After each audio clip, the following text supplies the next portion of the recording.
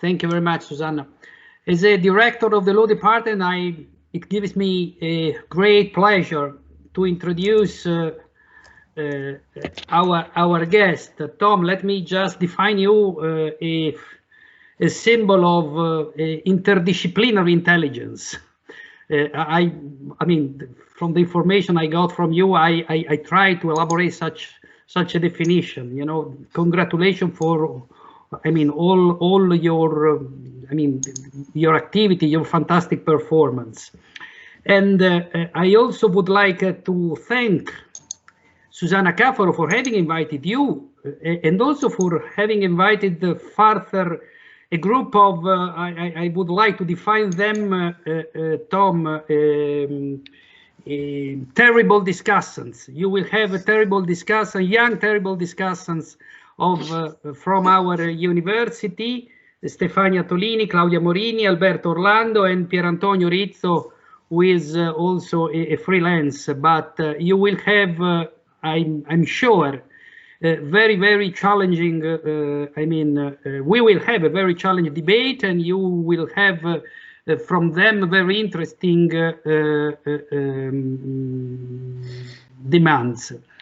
I would like just to enrich a bit without, I mean, I'm not very qualified in the subject, but just let me try to enrich the debate. And among the main subjects, I would like to focus on the big data. Big data are digital, as we know, information created by new information technology, and basically also the advanced analytics used to process the data. Data, as we know, are processed through sophisticated algorithms.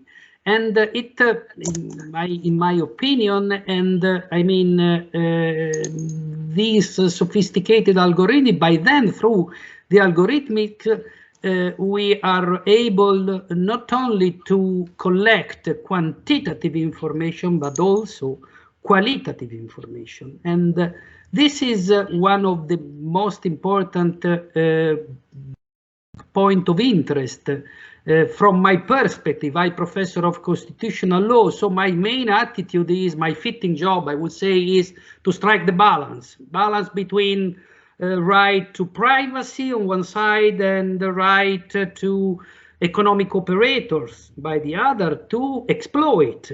But also I would like to add the right to, as all of us, as a target group, a user's target group. For myself, for instance, receiving in my Facebook account a wide selection of outputs, I mean, regarding which I made the research the day before, is not a scandal. It's not an infringement of my privacy. If I make a Google research because I want to purchase a laptop, the mere fact that I mean, in the following days, I receive in my Facebook account a wide selection of computer laptops, for instance, it is not a scandal.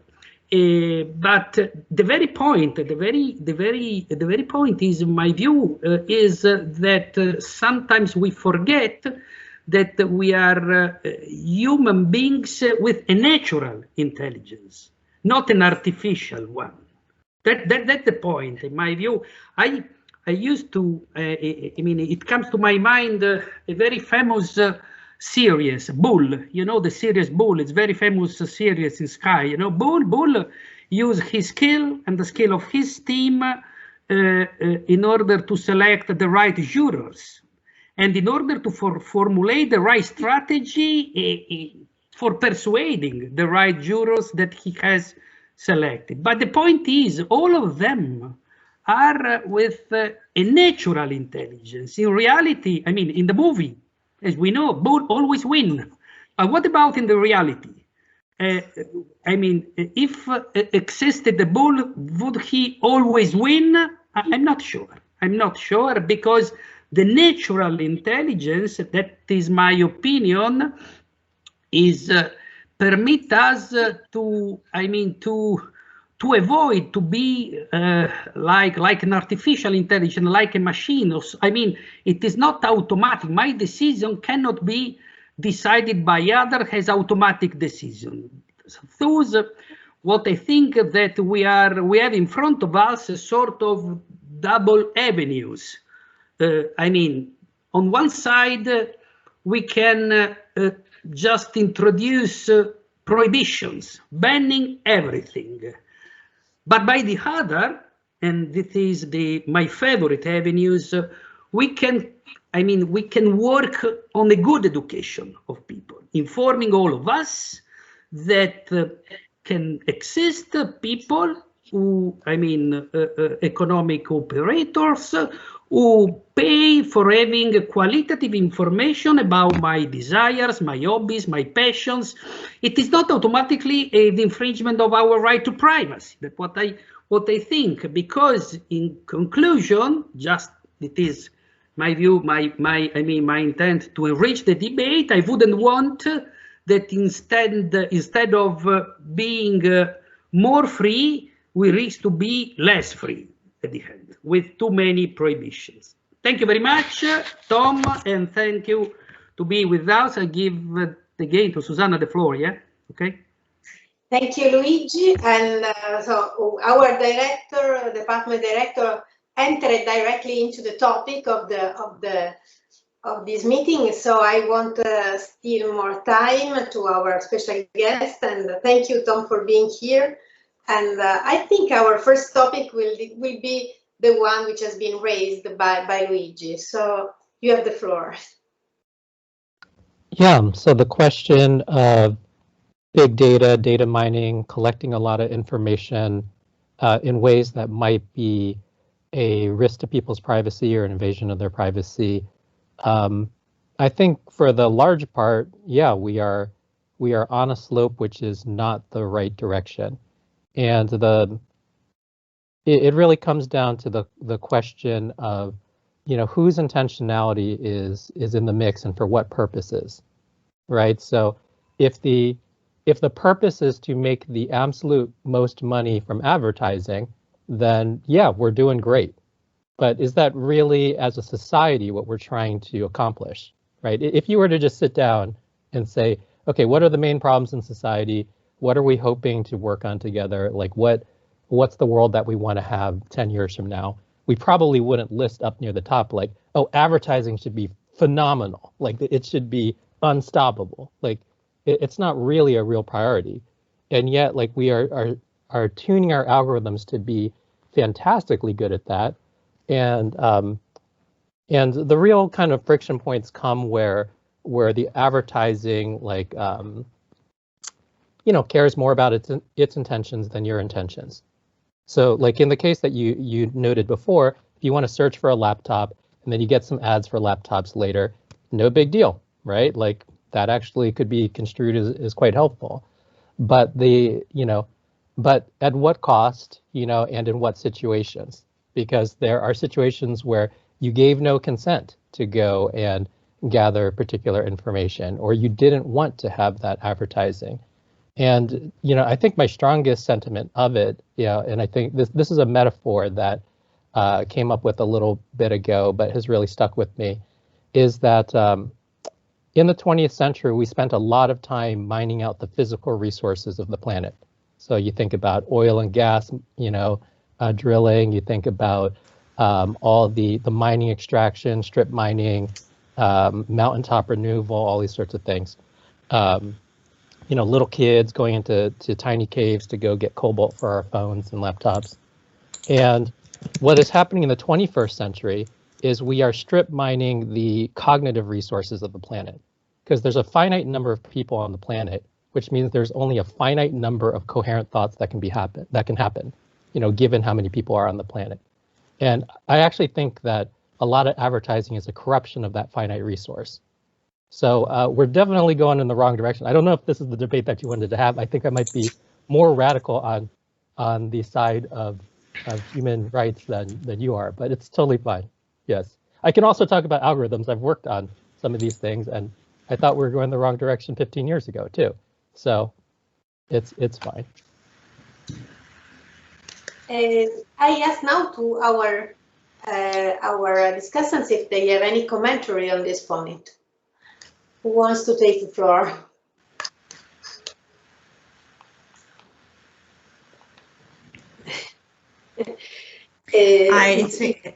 Susanna, here I am.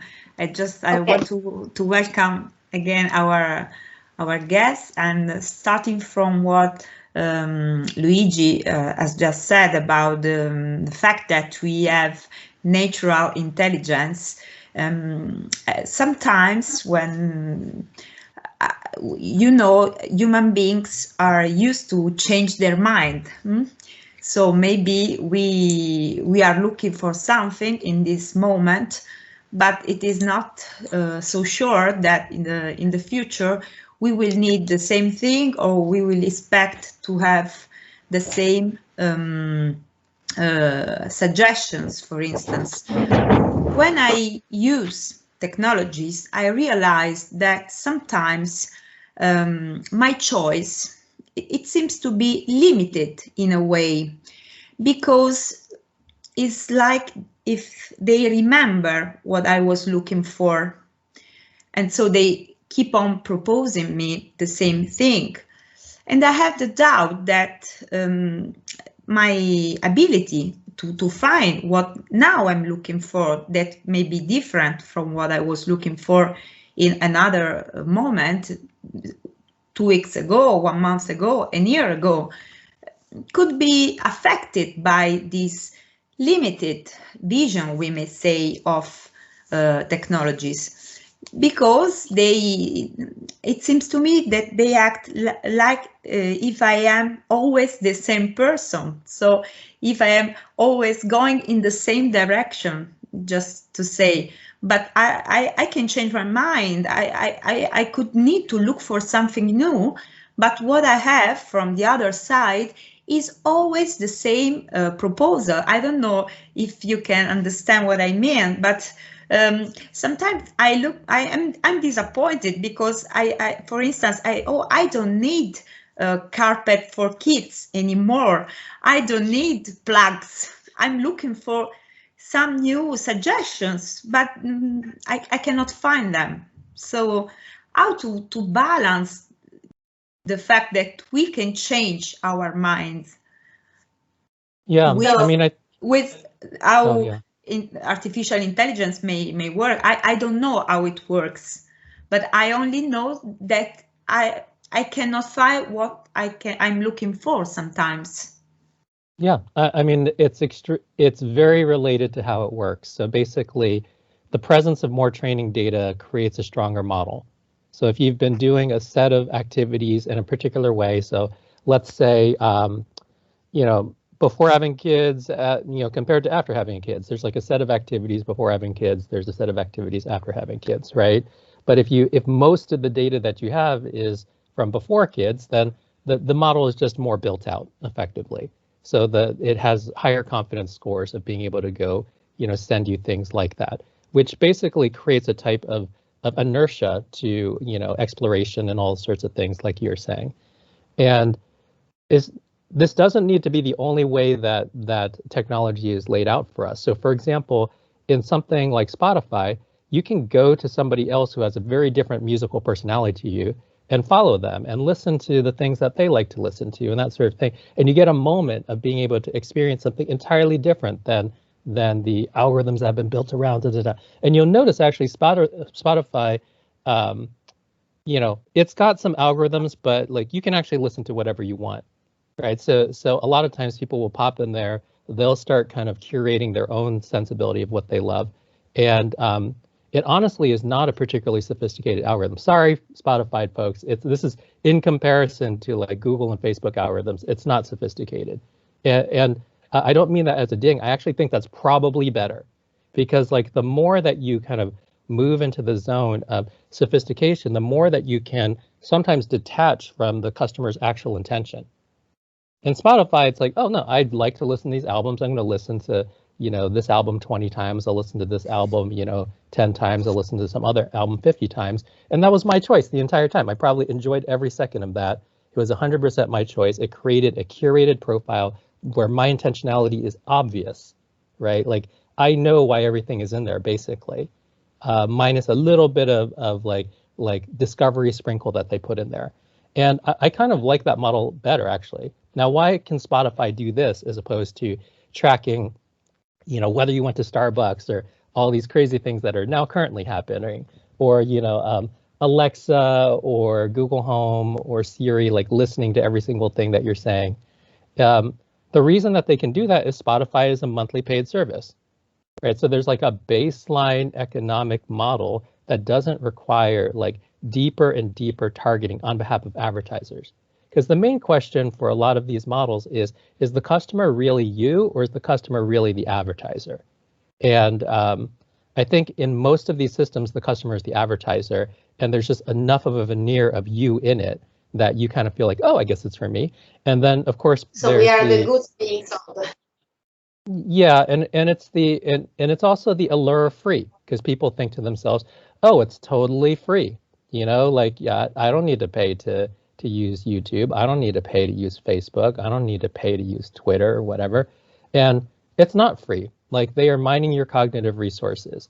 Now, that said, some amount of mining in the planet is probably useful, right? Like, there's a lot, we can't make a lot of things, you know, other than materials that we grow. And of course, like, I would actually prefer if we used a larger mix of materials that we grow, because that's the possibility of being positively and actively generative for the ecosystem, if you grow it right. But yeah, no, there will be some mining, because there are some materials that can only be, you know, that have special properties, and you can only get them through mining. Fine.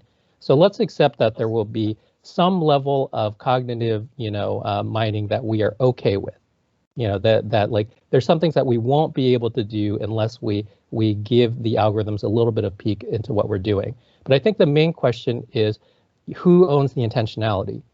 Is it the advertiser that owns the intentionality? Is it us that owns the intentionality? Is it the big tech corporations that own the intentionality? And that sort of interplay is where most of the action is. Thank you, Tom. That's a very interesting perspective. Alberto has something to say. Yes, here I am. Thank you. I'm Alberto Orlando, a PhD student of the University of Salento. My reflection is this. As known, the role played by big tech companies is crucial. Behind the offer of apparently free services of different degree and reason, they require the user the transfer of data of different nature concerning the personal sphere, inclinations, tastes, preferences. This activity is not only aimed at obtaining advantages in their reference market, but also to resell this data to other parties, to third parties, who in turn use this data in order to consolidate their position in their own reference markets. So this is my question. If this manipulative function of big data and algorithms relies on the ability to influence the electorate or the consumer, probably it is necessary to make the electorate or the consumer less sensitive to this form of digital persuasion, maybe more able to understand the value of rights and the values of the virtues of weights and counterweights of representative democracies. From this point of view, could constitutional education be the most incisive brake on the dangers of bias produced by the use of algorithms and big data, or is it necessary that at some point, and what is the point? The legislator should intervene to limit the activity of big companies in the area, for example, of electoral persuasion. In this regard, Elizabeth Warren, who competed as Democrats candidate for the last election for the presidency, for the US presidency, made the double proposal. First, to consider big tech companies as platform utilities, which cannot be at the same time simultaneously owners and participants of the same platform. And the second, to ban or limit the anti-competitive mergers that lead to oligopolistic concentration and discourage new commercial operators, new smaller commercial operators. In your opinion, are these the two main problems that could be the keystone for a coexistence between technology and democracy? And finally, the last question. In your remarkable experience, still with reference to constitutional education and moving from the government side, from the population side, to the business side, the corporate side, is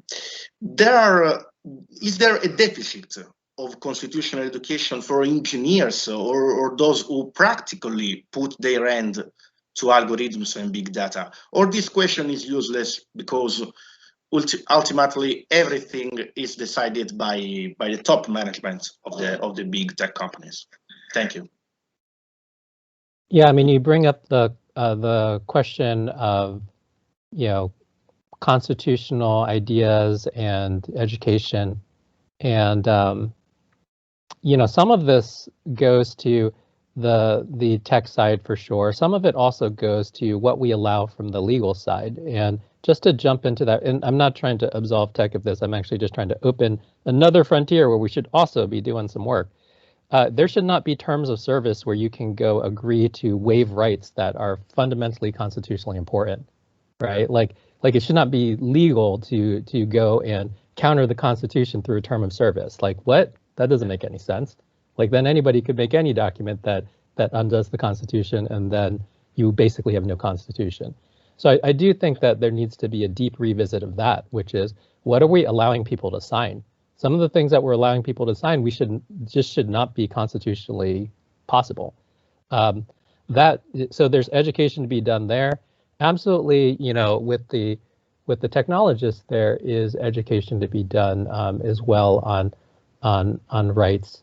But like going back to the couple earlier questions, you had asked the question of, well, will constitutional education help to inform people, especially relative to political persuasion and all that sort of thing? And I would say it's not necessarily constitutional education. I think it's actually more epistemological education, just like the theory of knowledge, how you can know anything. And I think the first thing that we need to look at, so there is a phrase that is like, oh, we live in a post-truth era. And the first time I actually heard that was from my colleague, Bradley Horowitz, back in 2005. And like, we kind of saw a bunch of this stuff coming, a while back. Like back in 2005, that was 2 years before the iPhone. Twitter was not really a thing yet. Like all these, so just, I don't even know if you can remember 15 or 16 years ago, but like back then it was a completely different landscape. But we were already thinking about and concerned about this post-truth situation. And I think part of this is the epistemological education that first off, that there's 3 different flavors of truth. So the first flavor is like absolute scientific truth, like things that would be true even if there were no people around, right? Like, yeah, like water works a certain way, physics wise in this setting, that's just going to be true. Like these atomic interactions happen these ways, independent of anybody's political opinion. And there's a type of truth which is like effectively universal, completely independent of human truth, right? Then there's a second type of truth, which is phenomenological or societal truth, where it's like, oh, is Madonna a huge pop star? Yeah, she is, because we all agree. Now, if there was a bunch of other people that agreed a different person is a huge pop star, then that would be it. But is there a fundamental universal truth that like there should be a person, Madonna, who is a huge pop star? Of course not, right? That's obviously rooted in something different than the first type of truth. And then the third type of truth is personal truth, right? So like if a person is queer, for example, and their family's like, but no, you aren't. It's like, no, but yes, I am. Now, in that case, like sociologically, even within the family, they're like, we totally disagree with you. You're wrong. The majority rules. It's like, no. This is my personal truth. Sorry, you. And also personal truths like, oh, what's your favorite color? I like the color blue. So both preferences and things that are fundamental about you, might fall under personal truth. Now, I think what happens with a lot of the truth bending is people trying to go twist one type of truth into another type of truth. They'll take a sociological idea and they'll be like, oh, it's absolutely scientifically true. And it's not. And we've used that all throughout history to go justify why men should dominate women, why like white people are better than all the other races. Like you can go through scientific literature that's like that, which is effectively people twisting this into that. And you'll see that sort of tactic all the time in this persuasion mechanics as well. And you will also see a lot of forcing out of personal truths where it's like, oh, hey, you know, as the religious right, we don't accept, you know, your lifestyle. We don't accept, you know, your reality, So first off, we should know that there's 3 different types of truth. We should be able to go identify what is the root of the type of truth that is in play. So like think about the whole pandemic around the vaccines. You got one set of people that are trying to create a sociological truth where they say, look, we have enough anti-vaxxers around us and we all agree. And everybody that I talked to today says that vaccines will kill you. And it's like, so they are trying to believe in a sociological truth in something that is more of a scientific biological truth. And this is why they're going to mismatch and honestly create a lot of pain for everybody.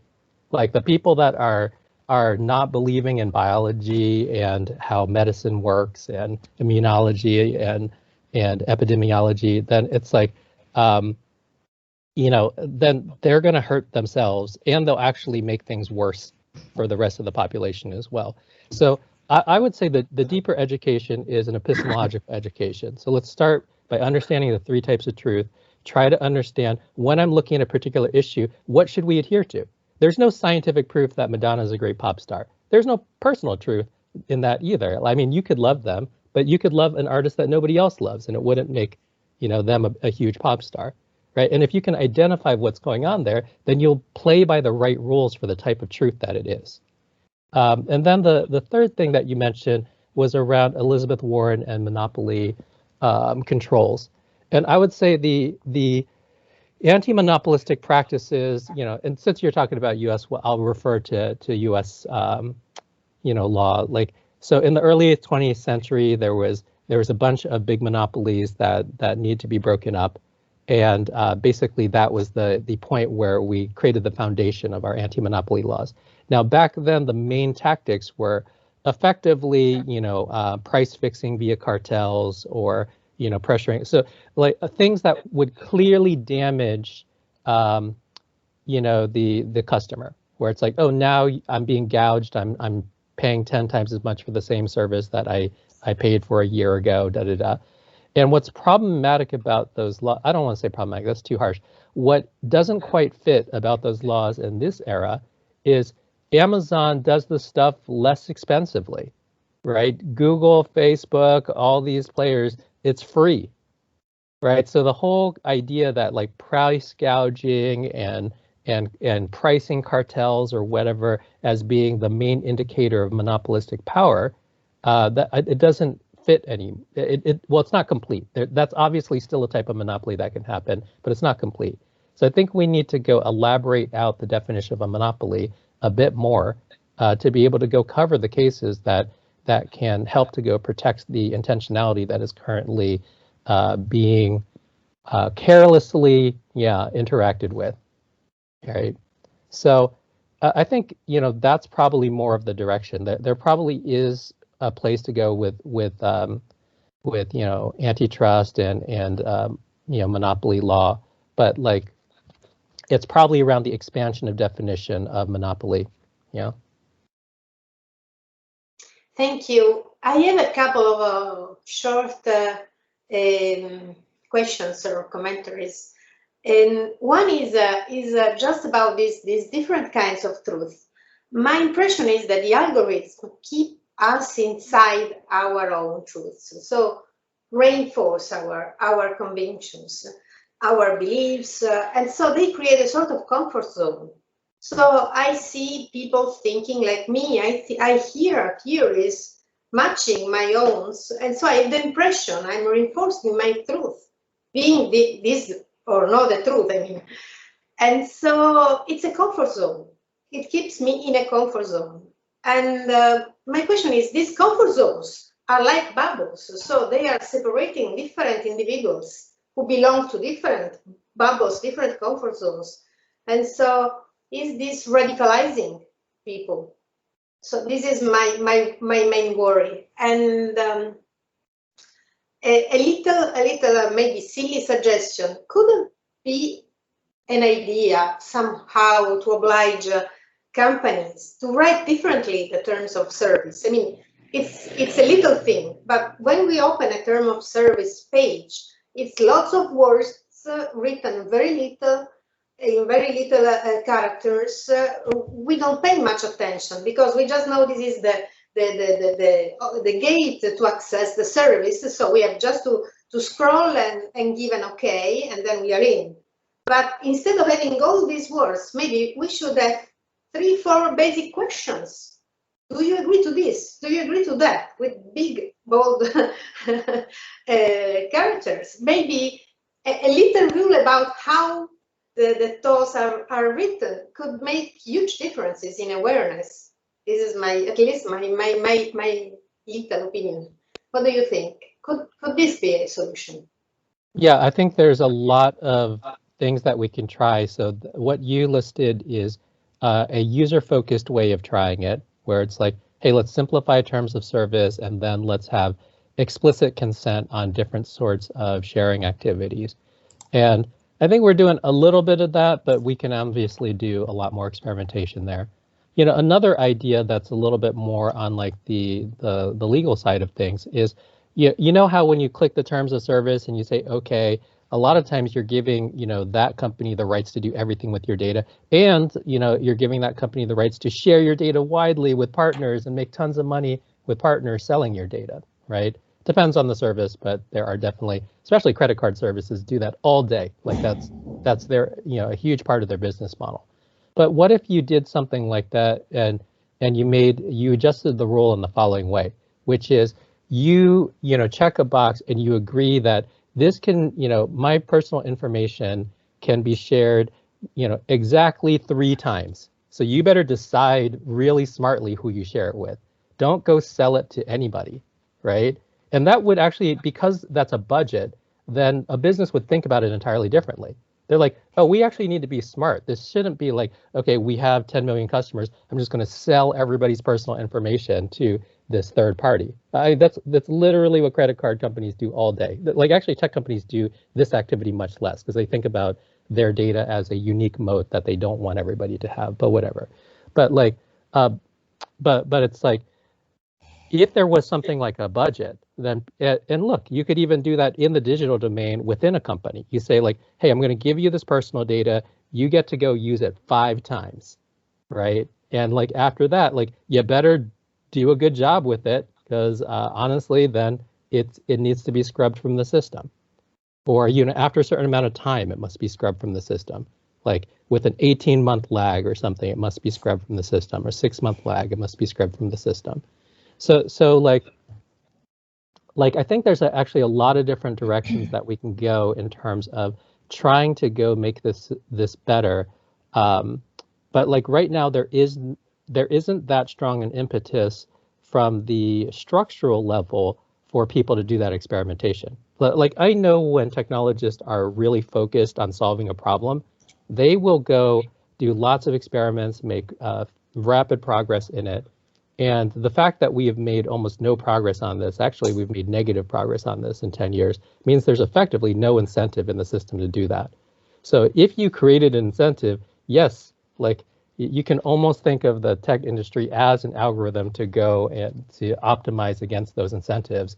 Like if you went and created incentives to do better with people's data, then it would probably happen. I mean, tech people are very good at taking parameters and then optimizing something within parameter.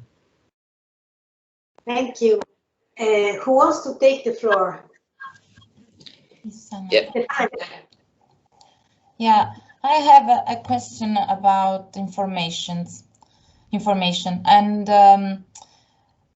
in particular, I think that all we know that social platforms, search engines, and news aggregators in general are example of algorithm-driven platforms, and they also represent the most important places where people, or so digital users in general, seek and or obtain information and increase their awareness of global political issues. So maybe the real problem is the lack of transparency on the origin of all news and information received, which can affect digital user trust in the whole digital environment. So my question is, how can we live with the problem of the so-called democratization of the information and promote a trustworthy and safer digital environment at the same time? Thank you. I think that's great. Like, you can absolutely try to provide more transparency in terms of where the sources of information come from.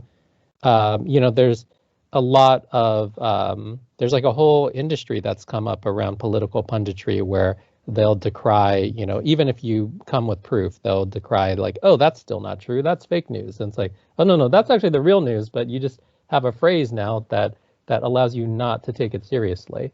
And actually look at this as a way more fundamental issue, which is we are, as a civilization, eroding the basic ways that we make sense of the world and truth, right? So something like, so in the last 20 years, at least in the US, there's been a major erosion of the regular populace's faith in the news media and in science. And of course, those are two institutions that for society are, you know, the ways that we make sense of the world so that we can derive what truth is.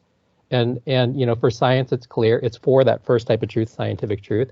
For news, then it actually tends to be a little bit more phenomenological, sociological truth, but it sometimes, you know, reports a little bit on science. But like what has happened is, you know, if you went 20 years ago, 30 years ago, then there was an entire incentive structure where it's like, no, you need to report the truth because we sell newspapers. And if people stop believing you, then they stop buying your newspaper and then you die, right? And like almost as simple as that. And then there was another forcing mechanism, which is if you lie, then you know, you're definitely not winning any journalism awards, but you might be put kind of on like a shady publication list where all of a sudden like the reputation of everybody in your organization goes down in a way that like, you know, socially, like peer pressure wise, people don't consider you a journalist anymore. And those two mechanisms actually pretty strongly controlled that system, so it didn't get totally out of whack, you know, for a very long time. And what has happened in recent days is not that. Basically, if you got the page views, you got the advertising dollars, right? So like anything that gets the page views gets the advertising dollars. Now, think about how different that incentive is than the last two incentives I just mentioned. And we're getting exactly that. Like, whoever can say the most outrageous things, whether it's justifiable or not, you know, is just kind of getting more page views. It's like a car crash sometimes. You know, there are some people that just truly believe it too. And I'll actually loop back right after this to talk about the filter bubble thing, because I know that I didn't talk about the filter bubble thing that Susanna mentioned. But it's like there are people that want to be in that bubble, but there's other people for whom it's like that's just like a car crash on the other side of the road. And I don't even believe that, but I'm going to give them some page views because I just can't even believe that they would say that. Do you see what I'm saying? And like we're rewarding that behavior too. And it's we need to have the sort of incentives around the sources of societal truth that lead to better signal and better fidelity over time. Like right now we're on the opposite track where every, you know, year, every 5 years, actually we're eroding that signal. And I think we actually need to think about it with that type of clarity of terms. If you make it, because at the true societal level, like what are we trying to do? If you make it too much about an individual company and its policy about, you know, this particular dialogue box or whatever, then it's real easy for that company to like take you into some legal, you know, arcane path where maybe they'll change the dialogue box after 2 years. And that's not the level of fix we need here. The level of fix is that we broke our faith in journalism because we kind of broke journalism. And honestly, tech had a role in that as well, because it used to be all ad sales and subscriptions, right, were the way that newspapers made their money. And basically tech took away all their ad sales. And then they started indexing all that information so that you didn't necessarily need to subscribe to go get it. And then there basically became this kind of relevance revenue split where it's like, well, we could make it so that the New York Times doesn't even come up in a search result, but suddenly we start to become less relevant because like, nobody even discovers our content, right? So like we need to let Google index some of it, but if we let Google index all of it and not put it behind a paywall, then all of a sudden we get no revenue, right? So we basically, yes, tech absolutely had a role in the economic erosion. And also society broadly has got a role, because we don't censure the people like, like an Alex Jones or whatever until they're doing things that are literally killing people, right? Like that's, and honestly, we don't censure them, like he's upset because he got deplatformed from Twitter. But like actually the normal penalty for literally killing people is to go to jail. And we're not putting that type of penalty on there. So it's like, no. Like if you tell a mistruth that actually leads to real death, then it's like, no, maybe you should actually go to jail or have a real penalty, not a, sorry, you can't use Twitter anymore. I was like, what? That's the real penalty? Like, what? I mean, his life is probably better. Twitter sucks. No, sorry, Twitter. Like, what sucks about this is I'm from Silicon Valley, so I know people at all these companies. I have nothing against my friends and colleagues at those companies. I actually just do think that service sucks, though. So whatever. So anyhow, yes, going back to the filter bubble question. Okay. The filter bubble question is like, honestly, a filter bubble could also be understood as a deepening in a particular area. So like the deepening of knowledge, familiarity, experience, expertise in an area. And like I watch like YouTube channels like Veritasium and PBS Aeons and all these sorts of things, and it's like I watch that and yes, I am becoming more and more experienced with things that are, and these channels are channels where they're bringing up interesting topics and math and science and Eons is about like the geological history, and biological history of the Earth and and it's like amazing, right? So like you can use the word radicalized, but the word radicalized basically refers to exactly the same algorithm, but in the context of something that's completely not true and dangerous, right? And that's actually where the main problem is. It's not necessarily a problem for me to like Veritasium or Minute Physics or whatever, and then just get more like videos about physics and just get deeper and deeper into like my scientific understanding of things. Honestly, I've enjoyed that a lot. It's not a problem, right? Because what's happening there, it is a non-harmful and it's a truthful set of things that I'm getting deeper and deeper into. But like we call it radicalization when it's pointing at something non-truthful and it's dangerous.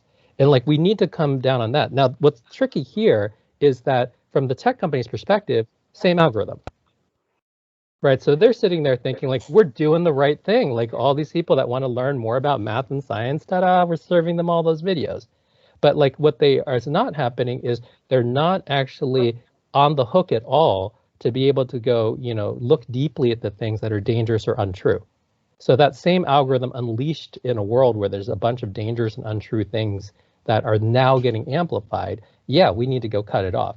And you can look at that as branching the algorithm, or you can look at that as trying to like raise the bar around, what even gets on the platform.